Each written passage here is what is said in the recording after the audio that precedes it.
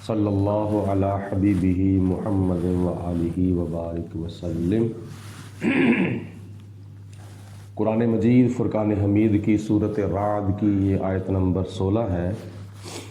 जिसमें अल्लाह पाक ने अपने प्यारे हबीब नबी करीम रऊफ़ुर रहीम दानाए गुयूब तालिब मतलूब सरवर कायनात फ़ख्र मौजूदात जनाब हज़रत मोहम्मद मुस्तफ़ा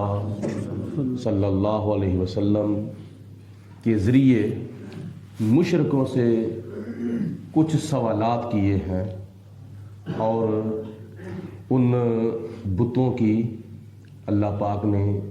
अपने प्यारे हबीब अलैहिस्सलाम के ज़रिए तरदीद फरमाई है, जिनकी मुशरिकीन मक्का इबादत करते थे, पूजा पाठ करते थे। पहला पॉइंट ये है, अल्लाह पाक फरमाता है कुल, ए मेरे हबीब अलैहिस्सलाम फरमा दो, यानी इनसे पूछो। कुल का माना किसी जगह पे आता है ए मेरे रसूल इनको फरमा दो, और किसी जगह पे माना इसका किया जाता है इनसे पूछो। मन रब्बुस समावाति वल अर्द, ज़मीनों आसमानों का रब कौन है? ए मुशरिको बताओ, जवाब दो इस बात का कि ज़मीनों का मालिक कौन है, ज़मीनों का खालिक कौन है, ज़मीनों का रब कौन है, और आसमानों का रब मालिक और खालिक कौन है। तो हुजूर अलैहिस्सलाम ने जब मक्के के मुशरिकों से पूछा कि ऐ मुशरिको तुम बुतों की पूजा करते हो, बताओ इन में ज़मीनों आसमानों का खालिक मालिक और रब कौन है, इनको पैदा करने वाला कौन है। जवाब कोई ना आया, क्योंकि बुतों में से कौन सा बुत है जिसने ज़मीन को पैदा किया है, बुतों में से कौन सा बुत है जिसने आसमानों को पैदा किया है। कोई जवाब ना आया। तो अल्लाह पाक ने फरमाया मेरे महबूब अलैहिस्सलाम इनको आप खुद ही इरशाद फरमा दो, क्योंकि इस बात का इनके पास कोई जवाब नहीं है। आप इनको खुद ही इरशाद फरमा दो। कुलिल्लाह, अल्लाह ताला है, यानी ज़मीनों को पैदा करने वाला भी अल्लाह है और आसमानों को पैदा करने वाला भी अल्लाह है।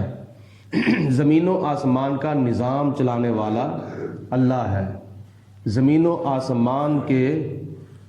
और आसमानों के दरमियान जो कुछ भी हो रहा है ये अल्लाह के हुक्म से हो रहा है। दरिया चल रहे हैं अल्लाह के हुक्म से, हवाएं चल रही हैं अल्लाह के हुक्म से, दरख्त खड़े हैं अल्लाह के हुक्म से, चाँद चल रहा है अल्लाह के हुक्म से, सूरज चल रहा है अल्लाह के हुक्म से, तारे अपनी मंजिलें तय कर रहे हैं अल्लाह के हुक्म से। तो ये ज़मीनों आसमान का निज़ाम चलाने वाला अल्लाह है। और जब पूछा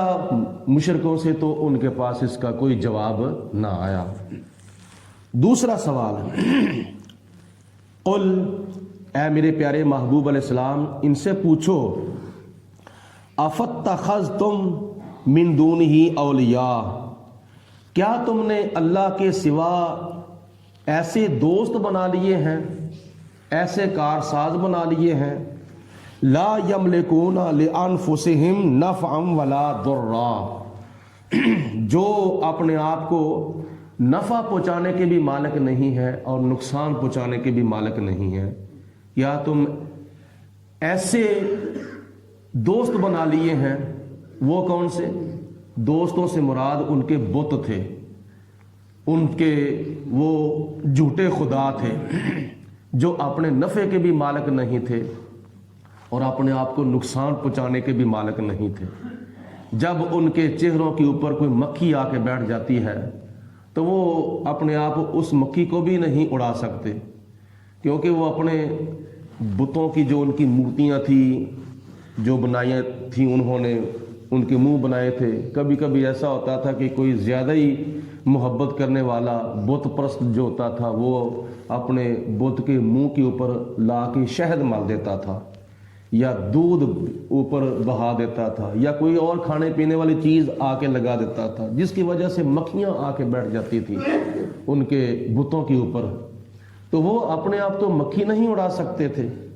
یا اگر دھوپ میں بت پڑا ہوا ہے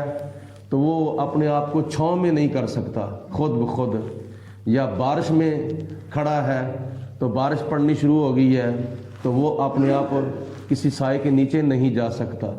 اپنے آپ کو دھوپ سے نہیں بچا سکتا، اپنے آپ کو بارش سے نہیں بچا سکتا۔ تو اللہ پاک نے فرمایا میرے محبوب علیہ الصلوۃ والسلام آپ ان سے پوچھو کہ کیا تم نے اللہ کے سوا اپنے ایسے دوست بنا لیے ہیں، اپنے ایسے کارساز بنا لیے ہیں، یا دوسرے لفظوں میں یہ سمجھ لو کہ اے بت پرستو، اے مشرکو، اے کافرو، کیا تم نے اللہ کے سوا اپنے ایسے مشکل کشا بنا لیے ہیں، حاجت روا بنا لیے ہیں کہ جو تمہاری مدد کرنا تو درکنار، تمہاری مشکل حل کرنا تو درکنار، اپنی مشکل بھی نہیں حل کر سکتے، اپنے آپ کو بھی نقصان سے نہیں بچا سکتے؟ تو اس کا جواب بھی ان کافروں کے پاس کچھ نہیں تھا، کوئی بھی اس کا جواب ان کے پاس نہیں تھا۔ اور یہ بھی یاد رکھیں کہ جو بتوں والی آیتیں ہیں وہ بتوں پر لگانا یہ انصاف ہے، اور بتوں کی مذمت میں نازل کی ہوئی آیتوں کو اللہ کے نبیوں ولیوں پر چسپاں کرنا یہ انصاف نہیں، بے انصافی ہے، اور یہ ظلم ہے، اور یہ علم نہیں بلکہ یہ جہالت ہے۔ آج کئی لوگ بتوں کی مذمت میں نازل شدہ آیتیں جو ہیں وہ اللہ کے نبیوں ولیوں کی قبروں پر لگاتے ہیں، حالانکہ قبر کے اندر اور بت میں بڑا فرق ہے۔ کیا فرق ہے؟ بڑے فرق ہیں۔ بت بت ہے، قبر قبر ہے۔ بت کے اندر کچھ بھی نہیں ہے، قبر کے اندر اللہ تعالیٰ کا بندہ ہے، نبی کی شکل میں ہے، ولی کی شکل میں ہے، اور خدا کے بندوں کی شکل میں ہے۔ اور قرآن پاک میں تو اللہ تعالیٰ فرماتا ہے من عامل صالحا، جو کوئی بندہ نیک عمل کرے، من ذکر، مرد ہو، او انسا، یا عورت ہو، وہو مؤمن، اور ہو ایمان والا، فلنحیینہ حیاتا طیبہ، وہ ایمان کی سلامتی کے ساتھ جب دنیا سے جائے گا اس کو مرتے دم کلمہ پڑھنا نصیب ہوگا۔ وہ ایمان کے ساتھ دنیا سے جب جائے گا تو خدا اس کو قبر کے اندر دنیا کی زندگی سے بہتر زندگی عطا فرمائے گا۔ قبر کے اندر اس کو دنیا کی زندگی سے کئی درجے بہتر قبر کے اندر اللہ تعالیٰ ان کو زندگی عطا فرمائے گا، کیونکہ کئی لوگ دنیا کے اندر چلتے پھرتے مردے ہیں، اور کئی ایسے اللہ تعالیٰ کے بندے ہیں قبر کے اندر لیٹے ہیں تو زندہ ہیں۔ مطلب یہ ہے کہ معاملہ دل کا ہے۔ جو دنیا کے اندر اللہ کے ذکر سے غافل ہے، حضور علیہ الصلوۃ والسلام نے فرمایا کہ غافل کی جو مثال ہے وہ مردے جیسی ہے، وہ چلتے پھرتے مردے ہیں۔ جب ان کا دل اللہ کے ذکر سے غافل ہے تو کون سی ان کے پاس زندگی ہے؟ یہ دنیا کی زندگی ہے عارضی طور پر، اور اگر دل زندہ ہے تو بندہ قبر کے اندر جا کے بھی زندہ ہے، کیونکہ حضور علیہ السلام نے فرمایا ذاکر کی مثال جو ہے وہ زندے جیسی ہے۔ اس لیے یہ لوگ اپنی اپنی قبروں میں زندہ ہیں، جب خدا کا قرآن کہہ رہا ہے کہ جو ایمان کی سلامتی کے ساتھ دنیا سے جائے گا اللہ پاک قبر کے اندر اس کو دنیا کی زندگی سے بہتر افضل اعلیٰ زندگی عطا فرمائے گا۔ تو جب ان کی زندگی کا خدا اعلان کر رہا ہے تو ہم پھر کیسے کہہ سکتے ہیں کہ نبی ولی اپنی قبروں کے اندر مردہ ہیں، یا یہ قبریں جو ہیں وہ مٹی کا ڈھیر ہیں؟ ان کا گمان غلط ہے، ان کا عقیدہ غلط ہے۔ اللہ کا قرآن سچا ہے اور نبی کا فرمان سچا ہے۔ تو اس لیے یہ اللہ پاک کی ذات بابرکات نے ارشاد فرمایا کہ اے میرے محبوب علیہ السلام آپ ان سے پوچھو کہ کیا تم نے اللہ کے مقابلے میں ایسے دوست بنا لیے ہیں کہ جو اپنے نفع کی بھی مالک نہیں ہیں، اپنے نقصان کے بھی مالک نہیں ہیں؟ اللہ کے مقابلے میں کوئی دوست نہیں بنانا چاہیے، اللہ کے مقابلے میں کوئی کارساز نہیں بنانا چاہیے، اللہ کے مقابلے میں کوئی اپنا مشکل کشا نہیں بنانا چاہیے، اللہ کے مقابلے میں کوئی اپنا حاجت روا نہیں بنانا چاہیے۔ ہم اللہ کے نبیوں ولیوں کو اگر مشکل کشا کہتے ہیں تو وہ اللہ کی عطا سے کہتے ہیں، ذاتی طور پر کوئی مشکل کشا نہیں ہے، نہ نبیوں میں کوئی مشکل کشا ہے، نہ ولیوں میں کوئی مشکل کشا ہے۔ ذاتی طور پر صرف اور صرف اللہ کی ذات مشکل کشا ہے، اور ذاتی طور پر صرف اللہ کی ذات حاجت روا ہے، اللہ کے سوا کوئی مشکل کشا نہیں، اللہ کے سوا کوئی حاجت روا نہیں ذاتی طور پر۔ ہاں عقائی طور پر اللہ کے نبی بھی مشکل کشا ہے، اللہ کے ولی بھی مشکل کشا ہے، ورنہ حدیث پاک میں آتا ہے، مسلم شریف کی اور بخاری شریف کی حدیث پاک میں آتا ہے، نبی کریم علیہ السلام نے فرمایا کہ جو بندہ دنیا کے اندر اپنے کسی مسلمان بھائی کی حاجت پوری کرے گا، اللہ پاک قیامت کے دن اس کی حاجت پوری کرے گا، اور جو دنیا کے اندر کوئی مسلمان اپنے دوسرے مسلمان بھائی کی مشکل حل کرے گا، قیامت کے دن اللہ پاک اس کی مشکل حل کرے گا۔ اور حدیث پاک میں آتا ہے کہ جو بندہ اپنے مسلمان بھائی کی جتنی دیر تک مدد کرتا رہتا ہے، اللہ اس کی مدد کرتا رہتا ہے۔ تو اگر اللہ کے سوا کوئی کچھ نہیں کر سکتا تو پھر یہ حضور علیہ السلام نے حدیث پاک میں کیوں ارشاد فرمایا ہے، جو مشکل کسی کی حل کرتا ہے مشکل کشا ہوتا ہے، جو کسی کی حاجت پوری کرتا ہے وہ حاجت روا ہوتا ہے۔ تو اللہ بھی مشکل کشا ہے، اللہ بھی حاجت روا ہے، مگر ذاتی طور پر، یعنی اللہ اگر ہماری مشکلیں حل کرتا ہے یا ہماری حاجتیں پوری کرتا ہے تو اس کو کسی سے لینے کی ضرورت نہیں ہے، وہ خود اپنے خزانوں سے اپنے بندوں کی مشکلیں حل کرتا ہے اور اپنے بندوں کی حاجتیں پوری کرتا ہے۔ لیکن جب اللہ کے ولی کسی کی مشکل حل کرتے ہیں یا کسی کی حاجت پوری کرتے ہیں تو وہ اللہ سے لے کر کرتے ہیں۔ یہ ہے ہمارا عقیدہ اہل اسلام کا اور اہل سنت و جماعت کا۔ اللہ پاک آگے ارشاد فرماتا ہے، قل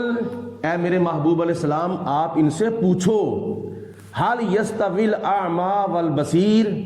کیا اندھا اور آنکھ والا برابر ہو سکتا ہے؟ اندھا اندھا ہے اور آنکھ والا آنکھ والا ہے، بینا بینا ہے، نبینا نبینا ہے، دونوں برابر نہیں ہو سکتے۔ تو جس طرح اندھا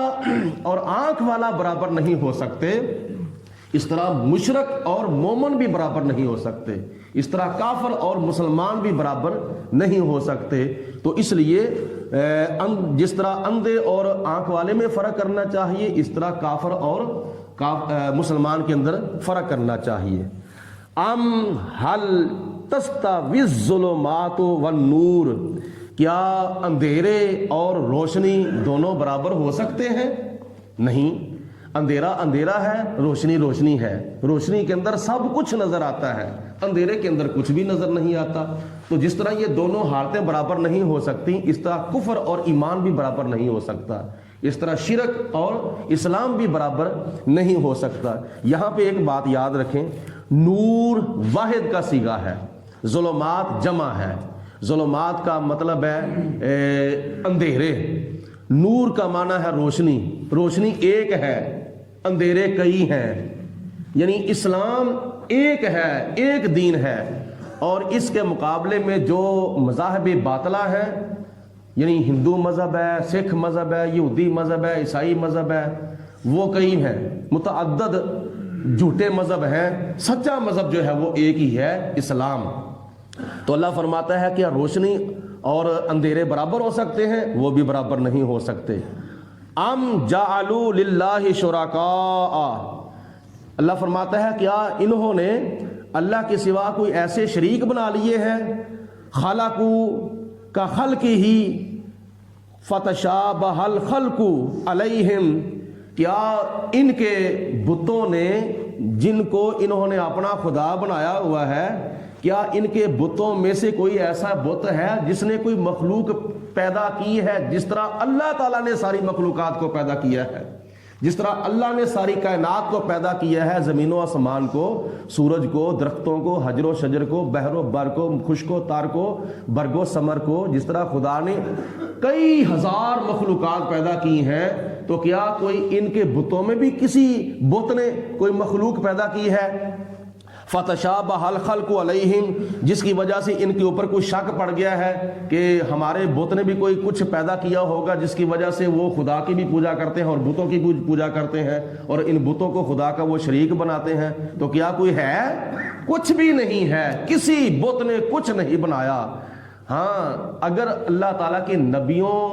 ولیوں نے کچھ بنایا ہے تو وہ اللہ کی عطا سے بنایا ہے، جیسے قرآن پاک کے 3 پارے میں آتا ہے کہ حضرت عیسیٰ علیہ السلام مردے زندہ کرتے تھے،